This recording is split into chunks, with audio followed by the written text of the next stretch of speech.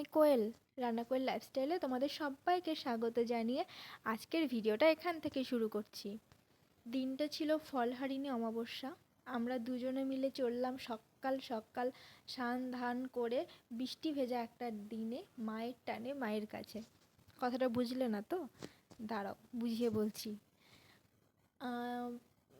হঠাৎ করে আমাদের প্ল্যানিং হলো যে আমরা কালকে মানে শনিবারের দিন ফলহারিণী অমাবস্যা ছিল, তো আমরা শুক্রবারের দিন হঠাৎ করে আমাদের প্ল্যানিং হলো যে মায়ের কাছে যাব পুজো দিতে। এবার তোমাদেরকে বলি কোন মায়ের কাছে যাচ্ছি আমরা। আমরা যাচ্ছি সেবক কালীবাড়ি সেবকেশ্বরী মায়ের কাছে। মা, তোমরা কম বেশি সবাই হয়তো মাকে চেনো, বিশেষ করে যারা পাহাড়ে থাকো তারা তো প্রত্যেকেই মাকে চেনো। তো আমরা যখন বাড়ি যাওয়া আসা করি মায়ের মন্দিরের সামনে দিয়ে যাওয়া আসা করি, আর সবসময় মাকে বলি মা প্লিজ একবার তুমি ডেকো, একবার তুমি ডেকো। তো মা ডেকেছে, তাই মায়ের কাছে যেতে পেরেছি। তো দুজনে খুব খুশি খুব খুশি। আমি তো সারা রাত ঘুমাতে পারিনি, সারা রাত।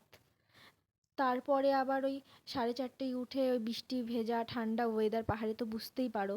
তখন স্নান টান করে আমরা 5:30টার দিকে রুম থেকে বেরিয়ে গেছি। তারপরে তো বৃষ্টি শুরু হয়ে গেছে, রাস্তার মধ্যে গাড়ি পাচ্ছি না।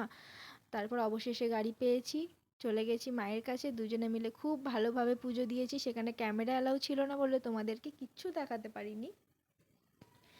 আর এই দিকটা হলো শিলিগুড়ি আর এই দিকটা হলো সিকিম।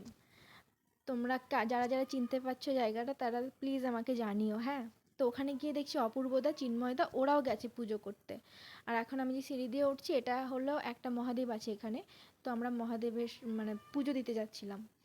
মানে মন্দিরের সামনে হলো মায়ের মন্দির, অপোজিটে একটু গিয়ে হলো বাবার মন্দির। তো আমরা এই ফিরছি সঙ্গে সঙ্গে সব কিছু একদম। আমাদেরকে মা একটু অপেক্ষা করিয়েছিল যখন যাই। আমরা বৃষ্টি শুরু হয়ে গেছে রাস্তার মধ্যে, তারপরে আবার গাড়ি পাচ্ছি না।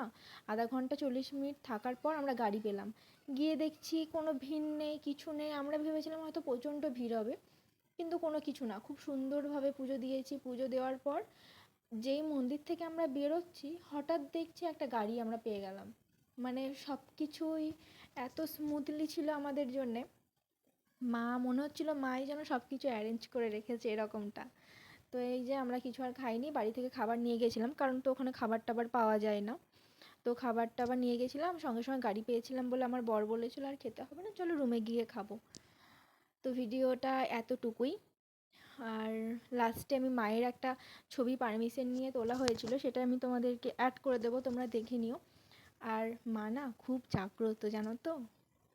শুনেছি নাকি মাকে বলা হয় মা পাহাড়ের দেবী। একদম পাহাড়ের কোলে বসে আছে মা সেবকেশ্বরী। কি মিষ্টি দেখতে, মানে কি বলবো, মা কালী মানে তো একটা ভয়ঙ্কর রূপ হবে না।